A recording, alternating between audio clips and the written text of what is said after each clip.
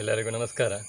ಇವತ್ತಿನ ವಿಡಿಯೋದಲ್ಲಿ ನಾನು ಈ ನಾಗರ ಪಂಚಮಿ ಹಬ್ಬಕ್ಕೆ ಮಾಡುವಂತಹ ಈ ಅರಶಿನ ಎಲೆಯ ಕಡುಬು, ಈ ಪತೋಲಿ ಅದನ್ನು ಯಾವ ರೀತಿಯಾಗಿ ಮಾಡುತ್ತೆ ಅಂತೇಳಿ ಇವತ್ತಿನ ವಿಡಿಯೋದಲ್ಲಿ ತೋರಿಸಿಕೊಡ್ತಿದ್ದೇನೆ. ನೋಡಿ, ನಾನಿಲ್ಲಿ 1 ಲೋಟ ಆಗುವಷ್ಟು ಬೆಳ್ತಿಗೆ ಅಕ್ಕಿಯನ್ನು ತಗೊಂಡಿದ್ದೇನೆ. ಇದನ್ನೊಂದು ಅರ್ಧ ಗಂಟೆಗಳ ಕಾಲ ನೀರಿನಲ್ಲಿ ನೆನೆ ಹಾಕಿದ್ದೆ. ಇವಾಗ ಇದರ ನೀರನ್ನೆಲ್ಲ ಮೊದಲು ಬಸಿದುಕೊಳ್ಳುವ. ಇವಾಗ ನಾನು ಅಕ್ಕಿಯನ್ನು ಮಿಕ್ಸಿ ಜಾರ್ ಒಳಗಡೆ ಹಾಕಿಳ್ತಿದ್ದೇನೆ. ಇದನ್ನು ನಾವು ಗಟ್ಟಿಯಾಗಿ ರುಬ್ಬಿಕೊಳ್ಬೇಕು.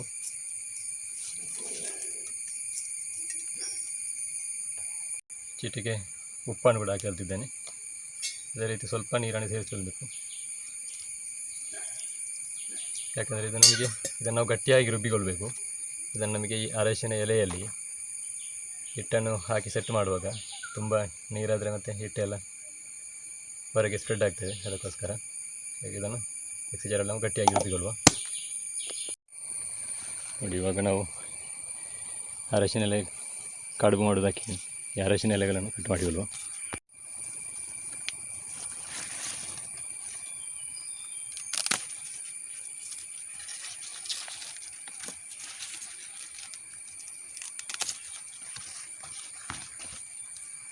ನೋಡಿ, ಇದರಲ್ಲಿ 1 ಹಿಡಿ ಆಗುವಷ್ಟು ಅವಲಕ್ಕಿಯನ್ನು ತಗೊಂಡಿದ್ದೇನೆ.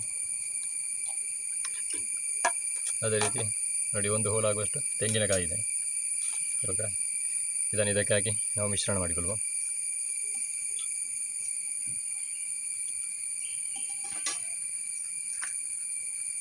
ನೋಡಿ, ಇದರಲ್ಲಿ ಈಗ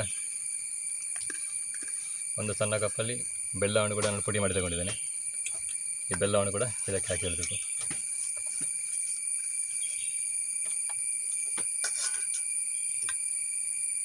ಏಲಕ್ಕಿಯನ್ನು ಪುಡಿ ಮಾಡಿ ತಗೊಂಡಿದ್ದೇನೆ. ಇವಾಗ ಇದನ್ನು ನಾವು ಚೆನ್ನಾಗಿ ಮಿಶ್ರಣ ಮಾಡಿಕೊಳ್ಬೇಕು. ನೋಡಿ, ಇವಾಗ ನಮಗೆ ಅರಶಿನ ಎಲೆ ಕಡುಬಿಗೆ ಬೇಕಾದಂಥ ಹೂರಣ ತಯಾರಾಗಿದೆ. ಇವಾಗ ನಾವು ಎಲೆಗಳನ್ನೆಲ್ಲ ಚೆನ್ನಾಗಿ ಒರೆಸಿಬಿಟ್ಟು ತಗೊಂಡಿದ್ದೇನೆ. ಇವಾಗ ಇದಕ್ಕೆ ಹಿಟ್ಟನ್ನು ಹಚ್ಚಿ ಈ ಹೂರಣವನ್ನು ಅದರ ಮಧ್ಯಭಾಗಕ್ಕೆ ಹಾಕಿಕೊಳ್ಳುವಂಥದ್ದು. ನೋಡಿ, ಇವಾಗ ನಾವು ಗಟ್ಟಿಯಾಗಿ ಕಡೆದಿರುವಂತಹ ಹಿಟ್ಟನ್ನು ನೋಡಿ ಈ ರೀತಿಯಾಗಿ ಅರಶಿನದ ಎಲೆಗಳಿಗೆ ಹಚ್ಚಿಕೊಳ್ಬೇಕು.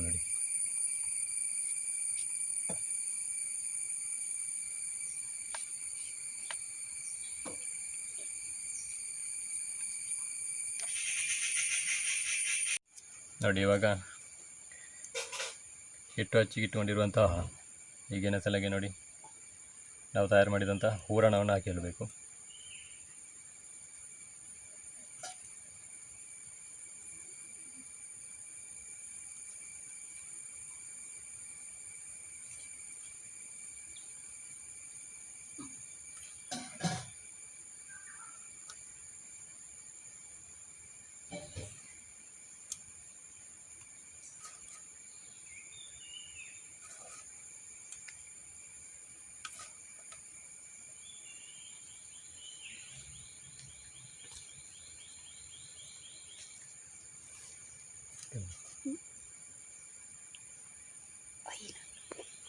ನೋಡಿ, ಇವಾಗ ನಾವು ಅರಶಿನ ಎಲೆ ಕಡುಬಿಗೆ ಹಿಟ್ಟು ಮತ್ತು ಹೂರಣವನ್ನು ಹಾಕಿಕೊಂಡಾಗಿದೆ. ನಂತರ ಈ ಎಲೆಗಳನ್ನು ನಾವು ನೋಡಿ ಮಧ್ಯಭಾಗದಿಂದ ಫೋಲ್ಡ್ ಮಾಡಿಕೊಳ್ಬೇಕು. ನೋಡಿ, ಈ ರೀತಿಯಾಗಿ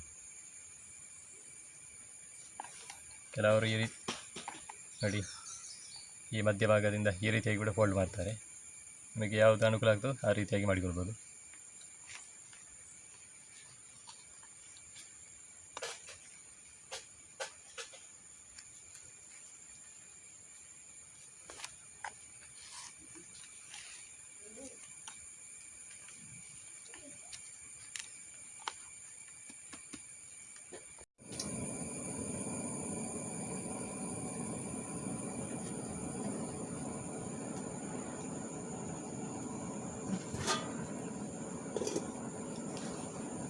ನೋಡಿ, ಇವಾಗ ನಾನೊಂದು ಇಡ್ಲಿ ಪಾತ್ರೆಯನ್ನು ತಗೊಂಡಿದ್ದೇನೆ.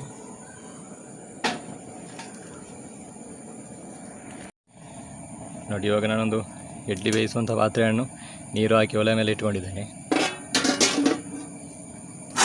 ನೋಡಿ, ಇವಾಗ ಚೆನ್ನಾಗಿ ನೀರು ಬಿಸಿಯಾಗಿದೆ.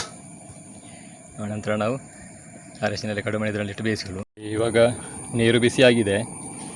ನಾವು ಇವಾಗ ರೆಡಿ ಮಾಡಿಟ್ಟಂತಹ ಅರಶಿನೆಲೆಯ ಕಡುಬುಗಳನ್ನು ನೋಡಿ ಪಾತ್ರೆಯಲ್ಲಿಟ್ಟು ಬೇಯಿಸಿಕೊಳ್ಳುವ.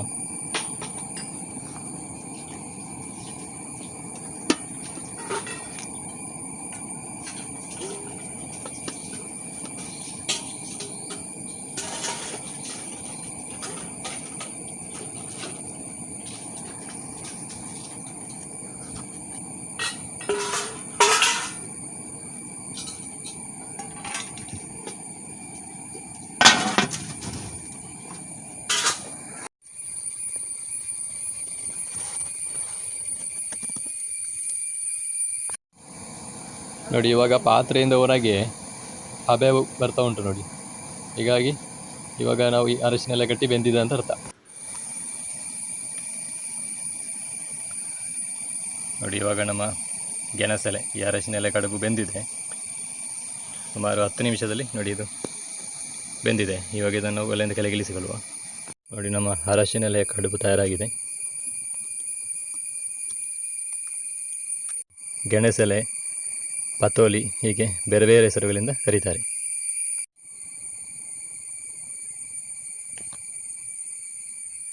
ಅರಶಿನೆಲೆಯ ಕಡುಬು ನೋಡಿ ಸ್ವಲ್ಪ ತುಪ್ಪ ಹಾಕಿಕೊಂಡು ಟೇಸ್ಟ್ ಮಾಡೋದಕ್ಕೆ ತುಂಬಾ ಸೂಪರಾಗಿರ್ತದೆ. ನೋಡಿ ನಮ್ಮ ಅರಶಿನೆಲೆಯ ಕಡುಬು ಅಥವಾ ಪತೋಲಿ ತಯಾರಾಗಿದೆ. ಸ್ವಲ್ಪ ತುಪ್ಪ ಹಾಕಿಕೊಂಡು ಟೇಸ್ಟ್ ಮಾಡೋದಕ್ಕೆ ಇದು ತುಂಬಾ ಸೂಪರಾಗಿರ್ತದೆ. ಸೂಪರ್. ಈ ಅರಶಿನ ಎಲೆಯ ಘಮ ಘಮ ಪರಿಮಳ, ಅದರ ಜೊತೆಗೆ ಈ ಏಲಕ್ಕಿ ಪರಿಮಳ, ಜೊತೆಗೆ ಈ ಮಧ್ಯಭಾಗದಲ್ಲಿ ಸಿಹಿಯಾದ ಹೂರಣ ಎಲ್ಲ ಹಾಕಿ ಈ ಅರಶಿನ ಎಲೆಯ ಕಡುಬು ತುಂಬಾ ಪರ್ಫೆಕ್ಟಾಗಿ ಬಂದಿದೆ. ಈ ವಿಡಿಯೋ ನಿಮಗೆ ಇಷ್ಟ ಆಗಿದ್ದರೆ ವಿಡಿಯೋಗೊಂದು ಲೈಕ್ ಮಾಡಿ, ಶೇರ್ ಮಾಡಿ, ನಿಮ್ಮ ಅನಿಸಿಕೆ ಅಭಿಪ್ರಾಯ ಏನಾದರೂ ಕಮೆಂಟ್ ಮಾಡಿ ಅಂತ ಹೇಳ್ತಾ ಇವತ್ತಿನ ವಿಡಿಯೋವನ್ನು ನಾನು ಇಲ್ಲಿಗೆ ಕೊನೆಗೊಳಿಸ್ತಿದ್ದೇನೆ. ಮುಂದೆ ಇದೇ ರೀತಿಯ ರೆಸಿಪಿ ವಿಡಿಯೋದೊಂದಿಗೆ ನಿಮ್ಮೆಲ್ಲರನ್ನು ಭೇಟಿ ಮಾಡ್ತೇನೆ ಅಂತ ಹೇಳ್ತಾ ಅಲ್ಲಿವರೆಗೆಲ್ಲರಿಗೂ ನಮಸ್ಕಾರ.